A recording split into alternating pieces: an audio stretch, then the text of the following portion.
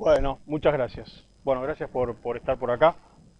Un poco con este espíritu, a ver cómo podemos hacer para mejorar nuestro trabajo cotidiano. Yo le estaba pensando, le decía recién a Daniel, de encarar un poco, no tanto desde el punto de vista convencional, endocarditis infecciosa, las causas, el tratamiento.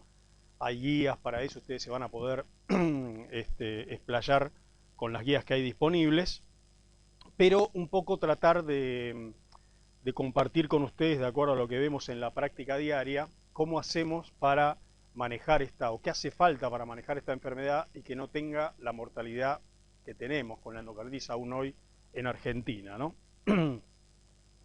Ustedes saben que es curioso porque David Durack, que es el padre de la endocarditis en el siglo XX, ¿no? En el siglo XIX lo fue Osler.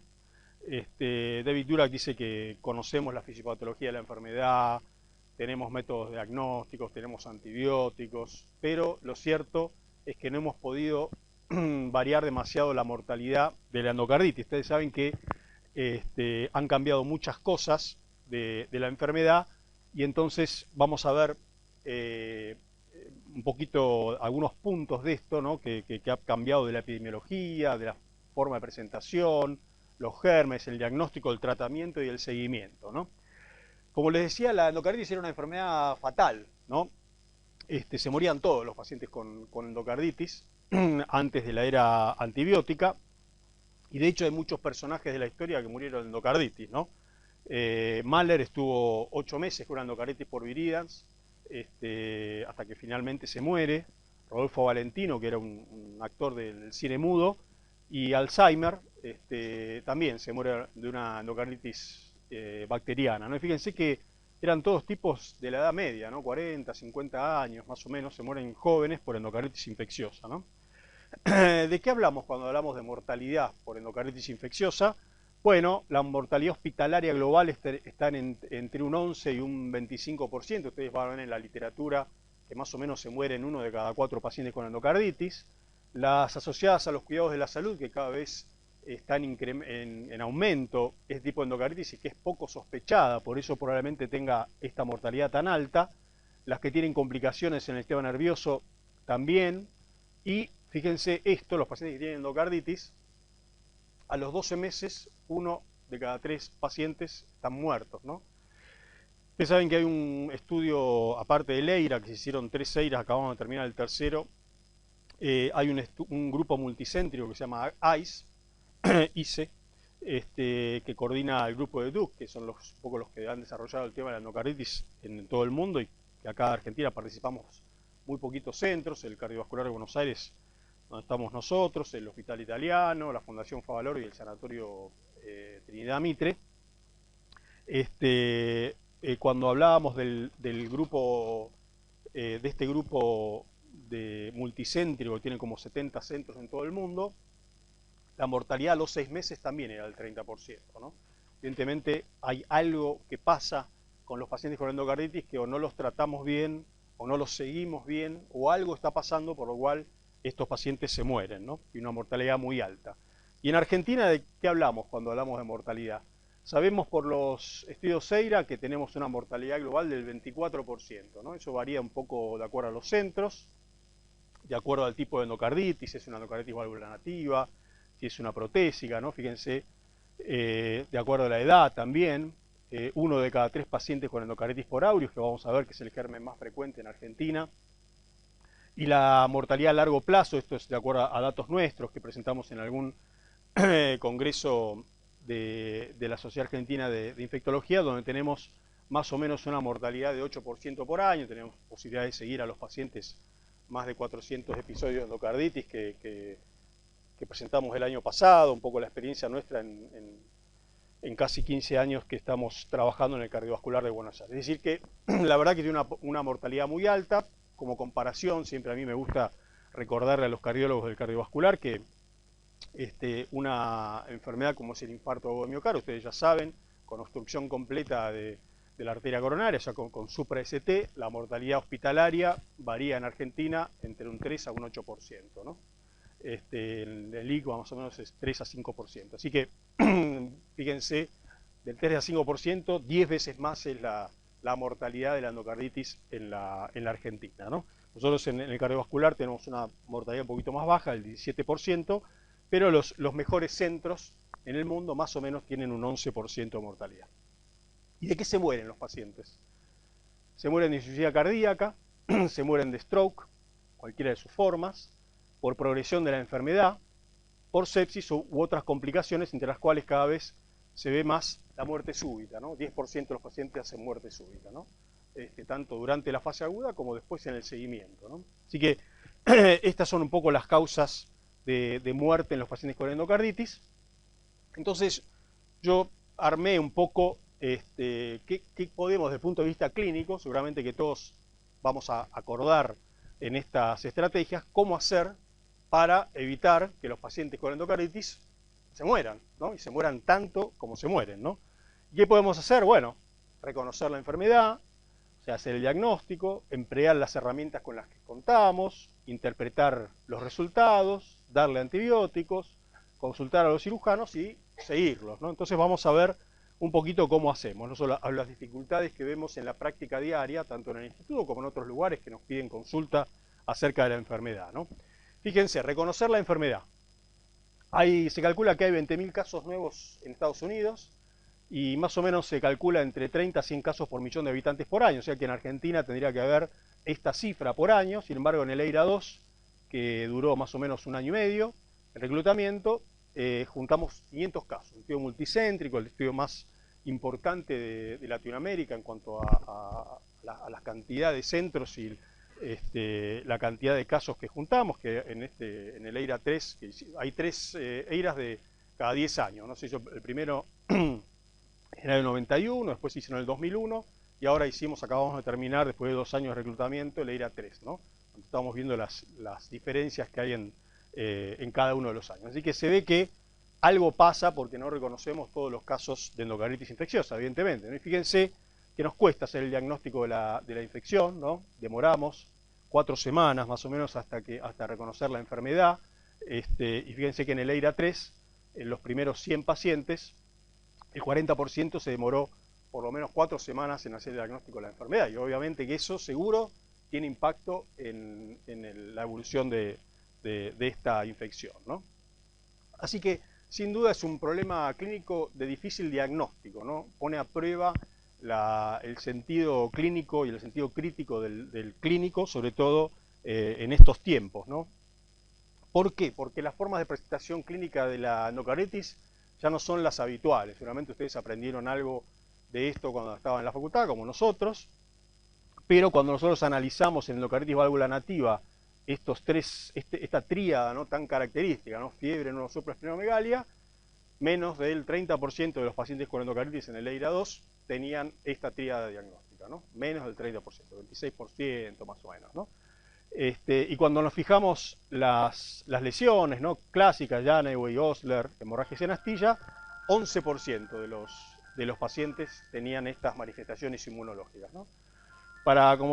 Como cosa para diferenciar desde el punto de vista clínico, yo siempre decía, ¿cuál será la diferencia entre el Janeway y el Osler? ¿Saben cuáles son? Porque son muy parecidas a la vista. ¿Alguno sabe? Las de Osler duelen, y las Janeway no, ¿no? Esa es la diferencia. Son muy difíciles de diferenciar a veces, pero sobre todo las de Osler duelen. Y fíjense, una cosa interesante desde el punto de vista clínico, esto es una revisión reciente de 2014, donde las manifestaciones cutáneas de la endocarditis infecciosa, a pesar de que son infrecuentes, son interesantes porque tienen algún valor pronóstico, como les muestro acá. Tienen más tendencia a los pacientes que tienen más de una lesión dermatológica, cutánea, perdón, tienen más complicaciones cerebrales y extracerebrales, ¿no? Y ahora, como les voy a mostrar después, es importante porque hay muchos pacientes, tal vez más de los que pensamos, que las manifestaciones extracardíacas son asintomáticas, ¿no? Son silentes. Y esto es un poco lo que les muestro acá. Hace unos años se estudiaron a pacientes con endocarditis infecciosa que se les hizo resonancia de cerebro, y lo mismo este trabajo un poquito más tarde, donde en resumen lo que vieron fue esto, que había más o menos un cuarto, un tercio de los pacientes que tenían stroke con manifestaciones clínicas, pero la mayoría eran silentes, ¿no? Las lesiones que se encontraban eran de diferente tipo, eran lesiones sobre todo microhemorrágicas, solo que todavía ahora no se sabe muy bien qué hacer con estas situaciones, ¿no? Pero lo cierto es que por ahí nos ayudan a tener alguna conducta. Por ejemplo, nosotros concretamente, los pacientes, por supuesto que los fenómenos eran más frecuentes con cierto tipo de endocarditis, como por ejemplo por Staphylo aureus, y hay descrito más o menos que un 30% de los pacientes con endocarditis tienen embolias silentes en vaso y en hígado, ¿no? Entonces lo que hacemos nosotros en el cardiovascular es, esto no es un estándar de cuidado, lo hacemos nosotros cuando un paciente tiene una endocarditis con indicación quirúrgica, si está asintomático desde el punto de vista tanto del sistema nervioso como en otro lugar, básicamente el abdomen, siempre le hacemos una imagen cerebral, si tiene que ir a cirugía, antes de la cirugía, ¿no? Porque si tiene una lesión silente en el sistema nervioso y va a cirugía, ese tipo cuando sale de bomba, por ahí sale la mitad del paciente, ¿no? Entonces le hacemos si es posible, se le hace una resonancia magnética, una angioresonancia magnética con difusión. Si no, lo que se puede, hay veces que no se pueden resonar, sobre todo cuando tienen válvula protésica, así que se le hace tomografía, aunque sea. Y también le hacemos una imagen de abdomen, sobre todo tomografía computada, antes de que vayan a cirugía, por si tienen alguna lesión silente, ¿no? Pero sobre todo, saber lo del sistema nervioso central, ¿no?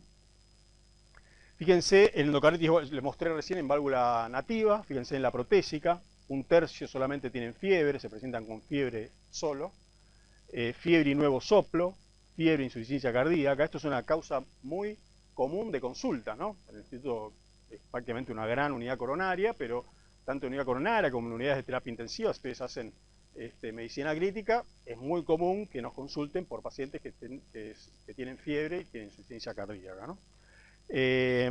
Las poblaciones de riesgo cambiaron también, que les decía al principio de la epidemiología. Antes era una enfermedad que aparecía en personas con enfermedad valvular preexistente, básicamente la enfermedad reumática, que tenía una bacteriemia, habitualmente por viridias, que hacían endocarditis, ¿no? Pero después se sumaron los adictos a drogas endovenosas, que ahora cada vez son menores, sobre todo en los países del hemisferio norte y también en Argentina en particular, que tiene cosas de países desarrollados y no desarrollados, en vía de desarrollo.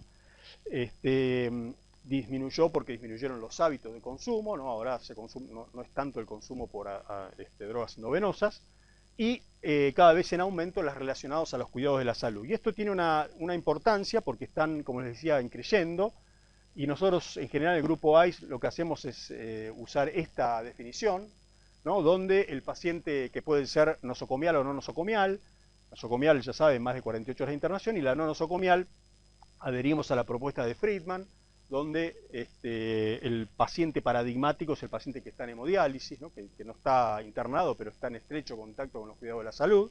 Pero también pueden ser pacientes que están con internación domiciliaria, aún si no tienen accesos vasculares, ¿no? Por ahí están curación por una herida, ¿no? Pueden también tener endocarditis no nosocomial. Y fíjense, en Estados Unidos, este es un trabajo que publicamos hace unos años con Natividad Benito, que está free online para leerlo. Fíjense que en Estados Unidos el 60% de las endocarditis válvula nativa son asociadas al cuidado de la salud, ¿no? En Sudamérica es un tercio, pero en Sudamérica solamente hay 3 países que participamos, Argentina, Brasil y Chile, así que no sabemos si esto es así, probablemente sea un poco mayor.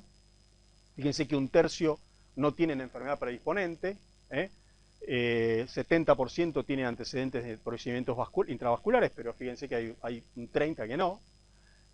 La presentación en clínica es menos florida, más o menos se calcula que tienen manifestaciones periféricas un 7 a 10% de los pacientes, es decir, que si vamos a esperar una endocarditis nosocomial, que el paciente tenga la manifestación florida, preguntamos si tiene o no enfermedad valvular, se nos van a pasar la mayoría de las endocarditis, que es lo que pasa en realidad, ¿no? Es lo que pasa. No se piensa en la enfermedad, ¿no? Y fíjense, la mortalidad también es muy importante. Fíjense, acá hay varios trabajos que les muestro de Nuria Fernández Hidalgo, donde se ve compara endocarditis asociadas al cuidado de la salud con la de la comunidad. Fíjense que la mortalidad hospitalaria es prácticamente en todas las situaciones el doble, ¿no? de estas endocarditis, por eso nos preocupa tanto esta situación, y además es el hecho de adquirirlas vinculadas a los cuidados de la salud y que sea por aureus son los factores predictores de mortalidad independientes más importantes, ¿no? Así que es clave que aprendamos a pensar y a reconocer esta enfermedad en el ámbito de los cuidados de la salud, ¿no? Fíjense en el EIRA 2 versus el EIRA 3. En el EIRA 2 tenían antecedentes de 1 de cada 4 pacientes que tenían endocarditis nativa tenían algún procedimiento previo en los últimos 6 meses, que no eran todos cardiovasculares, podían ser genitourinarios, gastrointestinales, odontológicos, ¿no? Y la válvula protésica, 1 de cada 3 tenían algún procedimiento en los últimos 6 meses, ¿no? Y en el EIRA 3, en los primeros 100 pacientes, un tercio tenían algún procedimiento previo en los últimos 3 a 6 meses, ¿no? Así que es importante porque también mirándolo desde el otro lado, que muchos pacientes no tienen ningún antecedente de procedimientos previos, ¿no? Fíjense en este trabajo de endocarditis en pacientes en unidades de cuidados intensivos. Fíjense que es un pequeño grupo de pacientes, pero todos tenían fiebre, pero había un tercio de los pacientes que tenían solamente fiebre, ¿no? En cuidados intensivos. Causa muy común de consulta de infectología, paciente en terapia intensiva que no tiene ningún síntoma de nada y tiene fiebre, ¿no? Y por ahí termina teniendo endocarditis, pero no siempre se la diagnostica. Este es un estudio anátomo-patológico que se presentó hace poquito, en realidad, porque ya casi no se hacen estudios anatomopatológicos de endocarditis, cada vez son menores. Pero fíjense, esto es el endocarditis, está entre los tres, está en tercer lugar entre los diagnósticos no realizados cuando el paciente estaba vivo, y está entre los primeros lugares en cuanto a un diagnóstico equivocado una vez que el paciente se muere y le hacen la autopsia, ¿no? Ya que se nos pasan las endocarditis, y de hecho Fernández Guerrero, que es un español que escribe mucho de endocarditis, él dice, bueno, el diagnóstico de endocarditis se hace frecuentemente, infrecuentemente durante la vida del paciente, ¿no? Fíjense, casi la mitad de los casos, mayor en pacientes ancianos, y sobre todo ha sido, digamos, el diagnóstico se pierde en pacientes admitidos a unidades de cuidados intensivos. O sea que es un lugar clave donde nos olvidamos muchas veces no solo de pensar en la enfermedad, sino de buscarla, ¿no? Y de buscarla como se debe buscar, ¿no? Para eso, ustedes saben que se hicieron los criterios diagnósticos de endocarditis infecciosa, los criterios de Duke en el año 94, y en el año 2000 se hicieron los modificados, ¿no? Para tratar de aportar desde el punto de vista clínico y sobre todo porque incluye el ecocardiograma como método de diagnóstico, pero después a estos trabajos se le agregaron algunos otros estudios hechos sobre todo por británicos y por españoles, como les muestro acá, donde se agregan criterios menores adicionales que por ahí los de Duke no los tenían en cuenta. Por ahí nosotros nos sentimos más identificados agregando algunos de estos que realmente buscamos. Para nosotros en Argentina, petequias, fiebre y petequias, una de las primeras razones es endocarditis infecciosa. Yo tuve la posibilidad de trabajar en Duke unos meses, en el año 95, más o menos al tiempo de que habían salido los criterios, y yo le decía, ¿por qué no habían incluido las petequias en el diagnóstico? Para nosotros era un clásico, y de hecho lo es para los europeos. Bueno, ellos lo habían excluido de las petequias porque Duke está cerca de las montañas rocosas, entonces para ellos un paciente con fiebre y petequias es una rickettsiosis, ¿no? Las fiebre de montañas rocosas, antes que una endocarditis, ¿no? Primero piensan en riqueza, ¿no? Entonces, para nosotros nos resulta más común pensar en esto, lo mismo que la esplenomegalia, ¿no? La hematuria, y también en endocarditis válvula protésica, insuficiencia cardíaca reciente instalación y nuevos trastornos de la conducción. En definitiva, lo que un poco se quiere decir no es que si el paciente no reúne los criterios de Duke, o aunque usemos estos, el paciente no tiene endocarditis, digamos, ¿no? Simplemente los criterios de Duke están hechos para que todos hablemos un mismo idioma y sobre todo para los estudios clínicos, pero no tiene que dejar, la misma gente de Duke lo dice, ¿no? No tienen que dejar a un lado el criterio clínico, y si uno piensa que el paciente tiene una endocarditis posible, que merece ser tratado, bueno, es mejor para el paciente exagerar por ahí o hacer tratamientos prolongados como si fuera una endocarditis que no tratarlo, porque les conté que 1 de cada 3 se mueren a los 6 meses y después al año otro tanto, ¿no? Así que es importante pensar en la enfermedad, ¿no? Como decía Osler también, un diagnóstico nunca considerado es un diagnóstico nunca hecho, así que hay que pensar en endocarditis, ¿no? ¿Cómo hacemos para emplear las herramientas de diagnóstico con las que tenemos e interpretar los resultados, ¿no? Ustedes saben que los hemocultivos es el criterio mayor más importante, ya lo decía el grupo de Pasteur, ¿no? que lo publicaron Lippmann y Seller a principios del siglo pasado.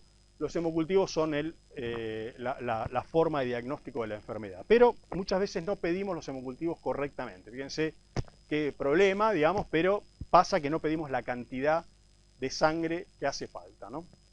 Realmente es muy común que se pidan un par de hemocultivos, en algunos lugares no tienen métodos automatizados, aunque cada vez es menos frecuente eso, pero los clásicos frascos Britannia tienen 50 centímetros cúbicos.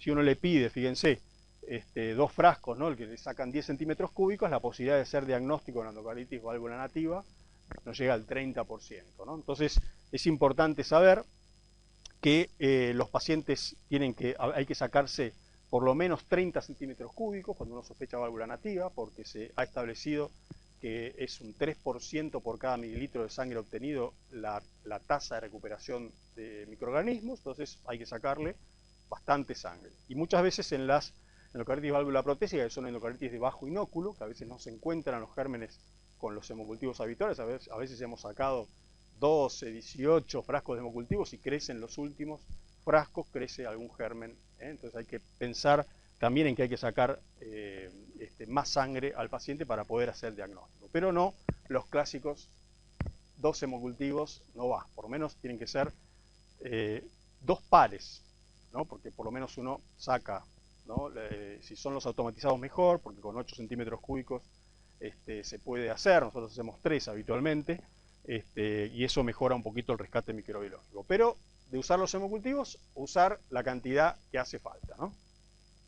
Y fíjense, tener hemocultivos negativos no es un problema menor. Este es un análisis que presentamos hace unos años en Sadion, comparamos endocarditis con hemocultivos positivos versus los negativos, y lo que vimos que los pacientes con hemocultivos negativos tenían más complicaciones, ¿no? Esta no va acá, sino la de arriba, esta corrida, tenían más tratamiento quirúrgico, obviamente, porque no sabíamos qué era lo que estábamos tratando, y fíjense que la mortalidad a largo plazo también era mayor, ¿no? Prácticamente el doble, los pacientes que tenían endocarditis con hemocultivos negativos. Entonces, no solo saber si uno tomó los hemocultivos apropiadamente, sino cuántos se obtuvieron, qué cantidad de sangre, qué tipo de frascos y cómo fueron interpretados. No solamente si tuvo antibióticos previos, pues en Argentina más o menos se calcula, nosotros tenemos una tasa muy alta, se calcula que es esperable más o menos un 5% de endocarditis con hemocultivos negativos, en Argentina tenemos entre 18 y 20%, es altísimo, ¿no?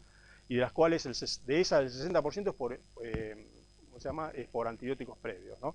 Y es muy común, sobre todo los vemos en el ámbito de los seguimientos domiciliares, un paciente que tiene una válvula, enfermedad valvular, tiene fiebre o tiene una prótesis valvular, tiene fiebre, un clásico le toman hemocultivos, ¿no? Entonces siempre dice Tamulián que en ese caso hay que tomarse primero un Valium, el médico, antes de indicarle antibióticos a un paciente así, sin antes sacarle hemocultivos, ¿no? Así que es importante cómo también fueron interpretados, porque hay veces, si uno no le dice al microbiólogo, mira, estoy sospechando una endocarditis, pueden pasarse endocarditis que por ahí lo son. Por ejemplo, tuvimos una paciente que tenía hemocultivos 1 de 2 por Corynebacterium.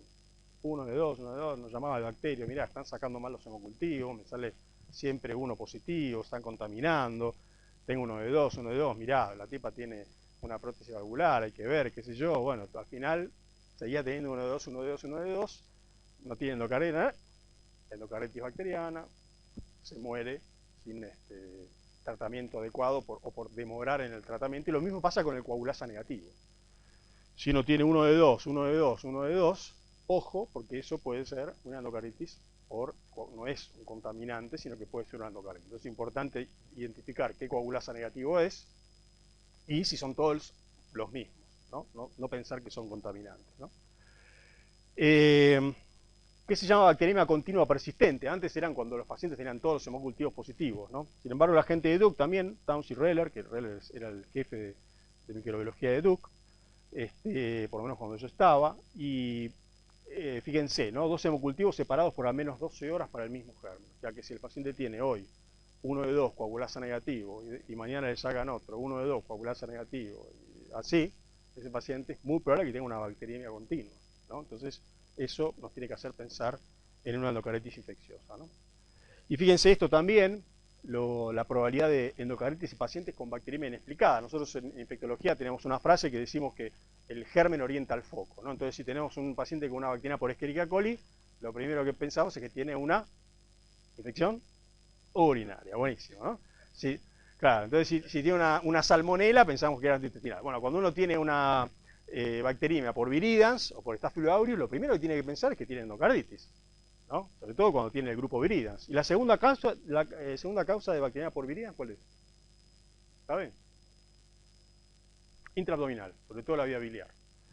Pero hay que estudiarlo, eso, ¿no? Entonces, es interesante porque los pacientes que tienen bacteriemia inexplicada y tienen enfermedad cardíaca o tienen un nuevo soplo, tienen un porcentaje muy alto de endocarditis infecciosa. Por ejemplo, nos ha pasado mucho con ciertos estreptococos, como el estreptococo del grupo G o del C, ¿no? O el B.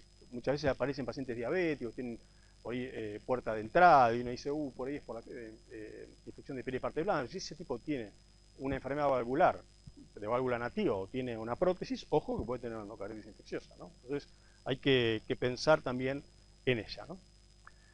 Fíjense que la mayoría de los gérmenes que ocasionan endocarditis infecciosa son cocos gram positivos, ¿no? La gran mayoría, ¿no? Y fíjense cómo el Staphylococcus aureus se fue adueñando de las causas de endocarditis en las últimas décadas, ¿no? Claramente este es el germen más frecuente y el viridans fue bajando, ¿no? Y fíjense que en todos los escenarios, tanto en válvula nativa, adictos, no adictos, ¿no? Y los que tienen implantes intracardíacos, tanto prótesis como otros dispositivos, sobre todo marcapasos, cardiofibriladores, el aureus es el germen más frecuente de endocarditis infecciosa, y en Argentina pasó eso, ¿no? En el EIRA 1 y el EIRA 2 tuvimos un aumento del Staphylococcus aureus, ¿no? Y cuando quisimos ver si realmente era significativo entre el EIRA 1 y el EIRA 2, fíjense que era significativo tanto el aumento del aureus como la disminución proporcional del viridans, ¿no? Entonces empezamos a ver por qué podía ser, ¿no? Si era porque habían aumentado las endocarditis de válvula protésica, ¿no? Por ahí era por eso. Y no, la verdad que cuando comparamos válvula protésica con nativa, fíjense, no había diferencia significativa en ninguno de los dos, ¿no? Como para decir, bueno, era por esto, ¿no? Entonces cuando seguimos analizamos desde el punto de vista de la enfermedad cardíaca subyacente, y fíjense que es la causa más frecuente, ¿no? Que tengan un tercio de los pacientes no tenían enfermedad cardíaca subyacente, por lo menos conocida, ¿no? Para tener endocarditis por aureus, ¿no? Y esto tiene que ver con la fisiopatología de la enfermedad, porque el viridans y todo el grupo viridans, en general los estreptococos, necesitan de endotelio dañado para pegarse al endocardio y desarrollar la vegetación, ¿no? Que es la estructura fisiopatológica de la endocarditis, ¿no? En cambio, el Staphylococcus no. El Staphylococcus lo que necesita es simplemente que haya receptores de fibronectina en el endotelio y ahí se pega. Por eso muchos pacientes no tienen enfermedad cardíaca conocida, por lo menos, y tienen endocarditis por aureus. Ese es el aumento. ¿Por qué? Porque estamos si juntamos eso con el aumento de las endocarditis asociadas al cuidado de la salud, es razonable pensar que estamos replicando el modelo animal de endocarditis infecciosa, ¿no? Por los cuidados de la salud, sobre todo procedimientos endovasculares, pero no exclusivamente, los pacientes hacen endocarditis infecciosa.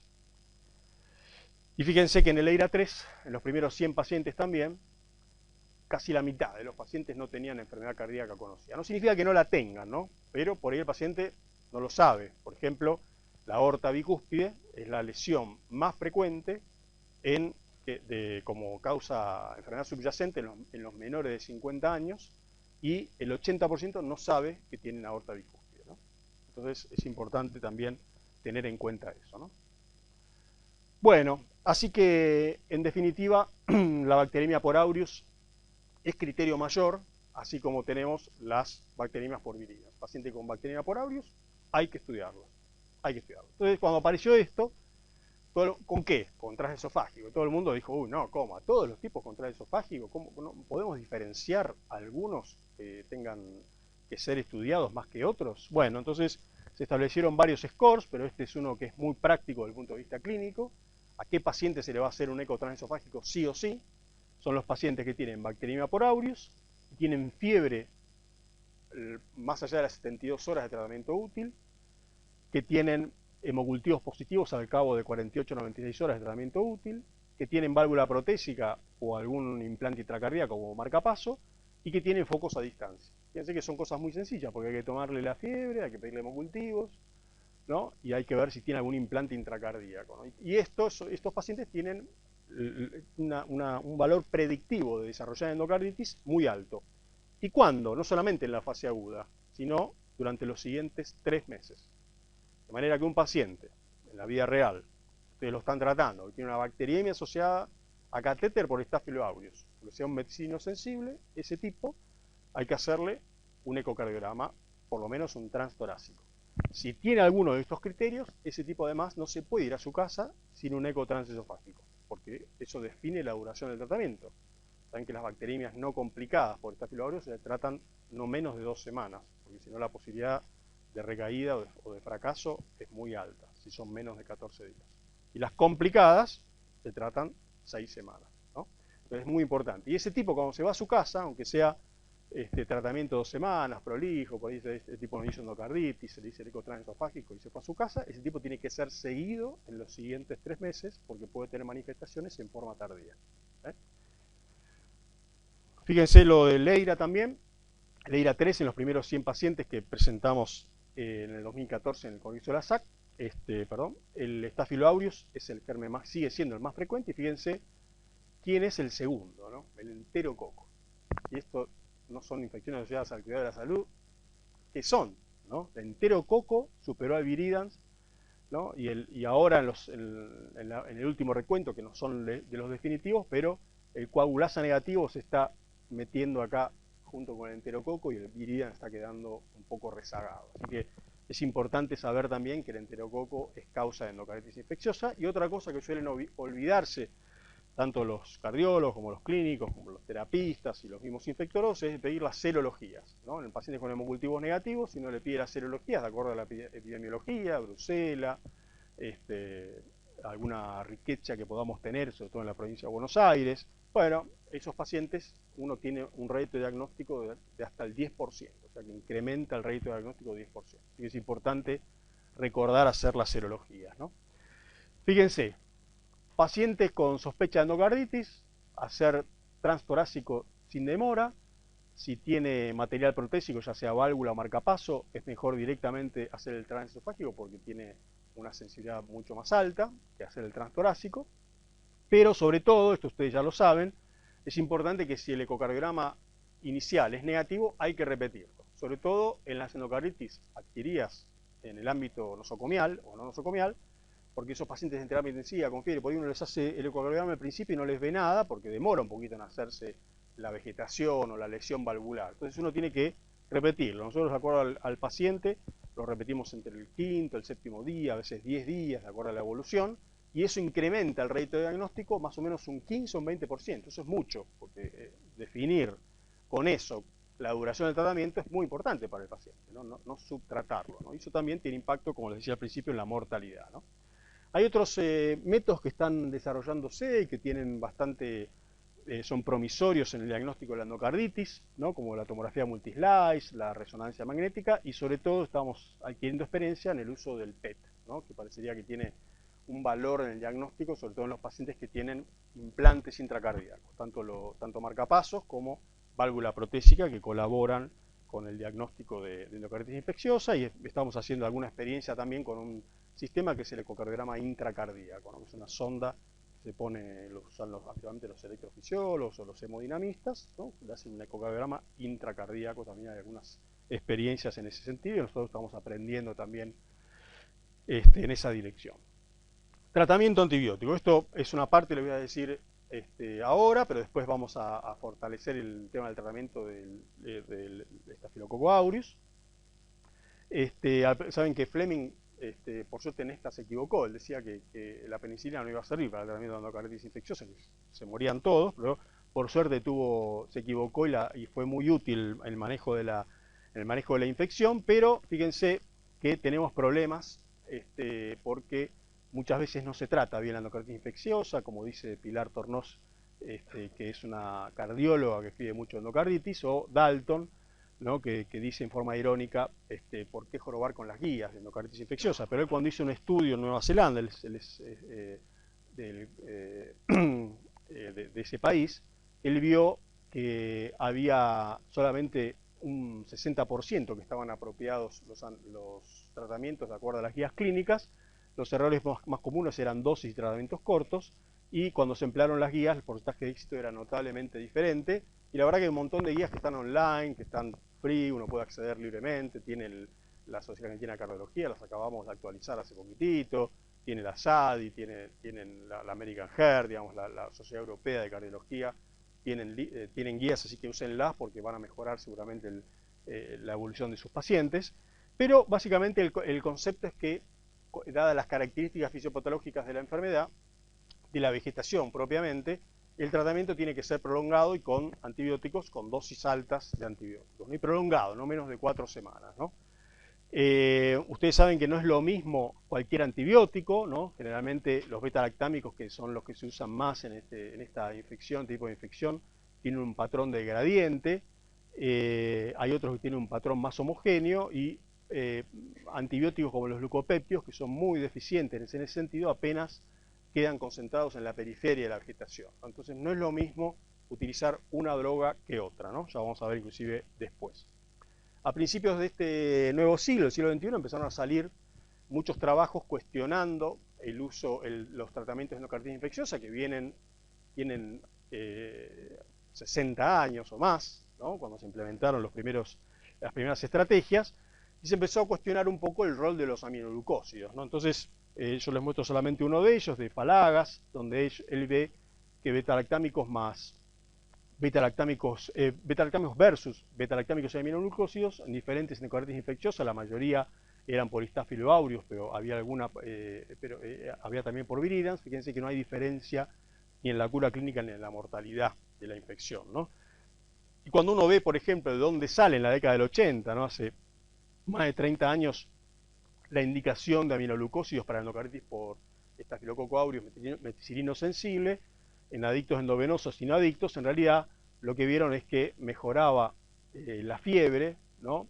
Y se aclaraba más rápido la bacteriemia, ¿no? Un día, ¿no? Entonces, en base a este hallazgo, es que los americanos recomendaron el uso de aminoglucósidos, ¿no? Así que eso se fue revisando, y de hecho, en las últimas recomendaciones, que están en 2015, el American Heart directamente dice que una dosis de gentamicina en endocarditis de válvula nativa por Staphylo aureus METI-S o METI-R ya no está recomendada, digamos, ¿no? Porque aporta más bien toxicidad, y la verdad que no hay diferencias en la evolución final, ¿no? Después vamos a volver con el Staphylo aureus en el segundo bloque, porque me interesa mencionarles algunas cosas. El enterococo, que es el segundo germen, ustedes saben que hasta la aparición de la daptomicina, que es el único antimicrobiano que tiene efecto bactericida para el enterococo, no había drogas bactericidas, ¿no? Todas eran bacteriostáticas, aún los beta-lactámicos, los glucopéptidos, que aparentemente son bactericidas. Para el enterococo, la bactericida depende de la droga, pero depende también del germen, ¿no? Entonces, para tratar infecciones severas por enterococos, había que hacer asociación, ¿no? Con aminoglucósidos, porque potenciaban la entrada de beta-lactámico y producen sinergia. Entonces, para la endocarditis se probó la streptomicina, la gentamicina, y los glucopéptidos con la streptomicina. Entonces, fíjense cómo a veces estas cosas les muestro para que vean de dónde sale, ¿no? A veces para llorar, porque las guías que respetamos nosotros a pie juntillas, ¿no? Con tan obedientemente, de dónde salieron las recomendaciones. Fíjense que 6 pacientes recibieron 3 a 6 semanas de tratamiento con AMPI o penisolas, recayeron. Entonces, un grupito de pacientes que hicieron tratamientos combinados o no, se curaron. Entonces dijeron, bueno, a todos beta-lactámicos o glucopéptidos con aminoglucósidos, ¿no? Entonces, hace unos años, fíjense que no tanto, ¿no? Para lo que es la endocarditis, que tenemos tantos años de conocimiento de la enfermedad, un grupo sueco, ¿no? Dijeron, bueno, podemos acortar los aminoglucósidos, de acuerdo a lo que ya sabemos. Entonces, ellos analizaron, de acuerdo a su experiencia, y vieron que tanto endocarditis de válvula nativa como protésica, si le daban 15 días de aminoglucósidos, era lo mismo que si le daban las 6 semanas, 6 o 8 semanas, ¿no? Para endocarditis por enterococo. Y esto estaba bárbaro, eso, porque saben, cuando le damos la endocarditis por enterococo suele aparecer en ancianos, ¿no? Que uno les da, se quedan sordos, insuficiencia renal. Bueno, estos fueron los primeros que dijeron, bueno, la verdad que le podemos dar un par de semanas de aminoglucósidos y está bien, lo mismo que si le diéramos 6 a 8 semanas, ¿no? Y después, ya un poquito más adelante, Joan Gabaldá, que era el grupo de José María Miró, pusieron sobre el tapete una estrategia que adquirió mucha curiosidad y relevancia, que es que ustedes saben que el enterococo es resistente naturalmente a la cefotaxima y a la ceftriaxona, son cefalosporinas resistentes habitualmente a todas las cefalosporinas, ¿no? Pero había unos experimentos en perros y después se vio in vitro obviamente, y en humanos, donde se vio que la ceftriaxona con la ampicilina hacían sinergia porque inhibían diferentes PBPs, ¿no? Las proteínas ligadoras de penicilina, y hacía sinergia con la ampicilina. Entonces se empezaron a hacer algunos trabajos donde se vio que los pacientes que con endocarditis, hay estudios con osteomielitis, que se tratan con infecciones por enterococo, que se trata con ceftriaxona más ampicilina, tienen sinergia y tienen la misma eficacia clínica que dar aminoglucósidos. Y la verdad que eso es una buena noticia para los pacientes por el tema de la toxicidad. Esto simplemente para que sepan lo más reciente, es una revisión reciente donde este dinamarqués y Nuria Fernández Hidalgo compararon estas estrategias de tratamiento. Yo solamente les señalo lo más importante porque ellos, fíjense, había 2 semanas de tratamiento con AMPI más gentamicina. Fíjense que la mayoría les dieron tratamiento una vez por día, monodosis diaria. Antes se decía que la endocarditis ni por aureos ni por enterococo había que dar monodosis diaria.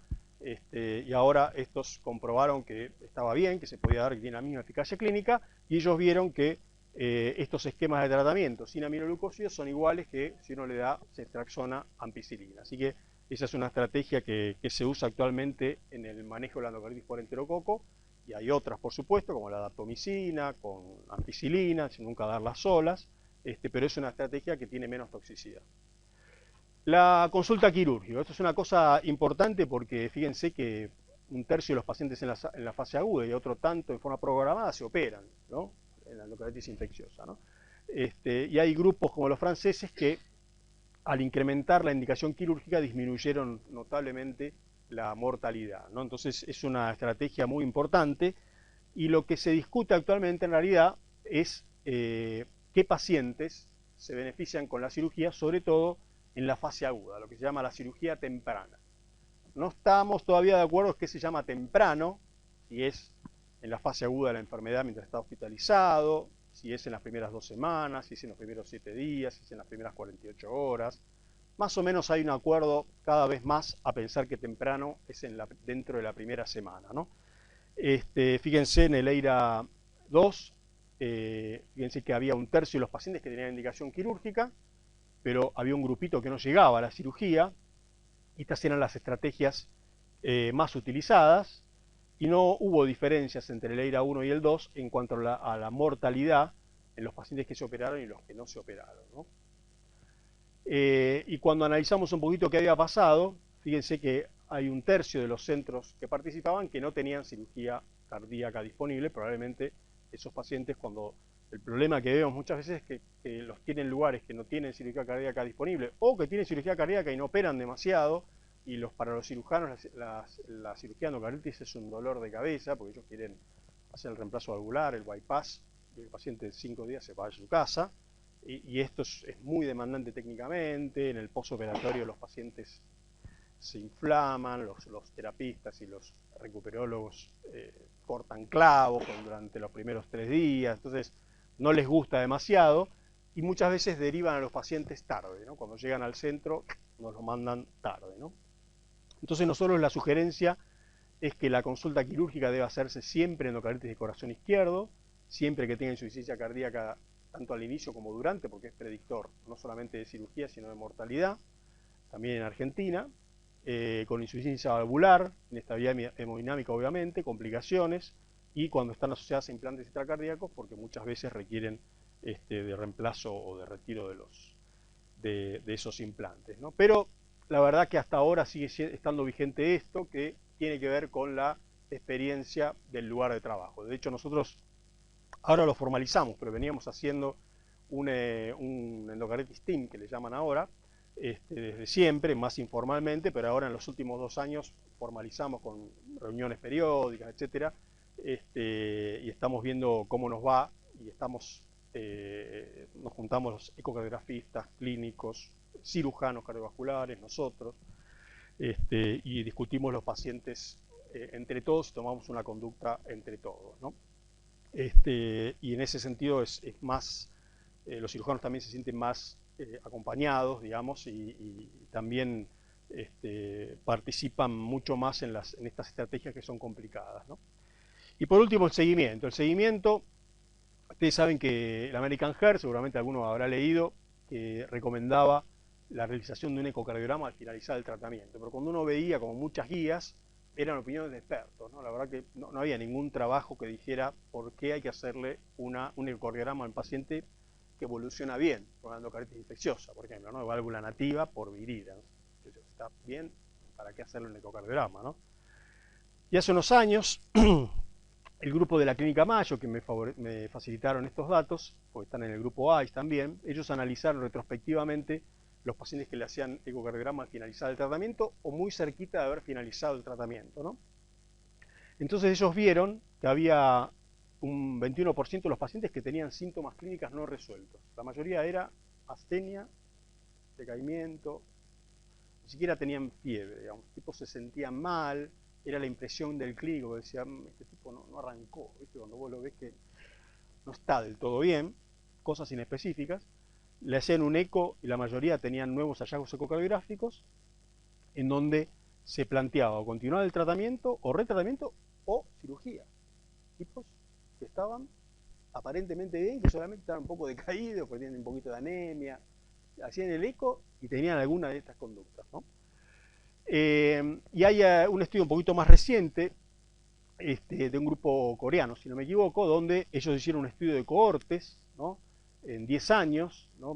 Más de 10.000 pacientes, ¿no? Con 5 años de seguimiento, y ellos vieron qué les pasaba a estos tipos, los que habían tenido endocarditis versus los que no, en la evolución clínica. Lo que vieron es que todos los que habían tenido endocarditis, al cabo de ese tiempo de seguimiento, en esos 5 años, habían tenido alguna de estas complicaciones, ¿no? Stroke, isquémico hemorrágico, infarto, insuficiencia cardíaca, muerte súbita, ¿no? Donde la endocarditis tenía era la causa, el antecedente importante en esos pacientes, ¿no? De manera que parecería que estos pacientes entonces hay que estudiarlos, hay que tenerlos en la mira por lo menos los primeros 6 a 12 meses, los de válvula nativa. Nosotros los seguimos mucho tiempo porque son como población cautiva, así que tenemos seguimiento de 10 años de nuestros pacientes, pero si no, desde el punto de vista práctico, 6 a 12 meses los de válvula nativa y 2 años los de válvula protésica, ¿no?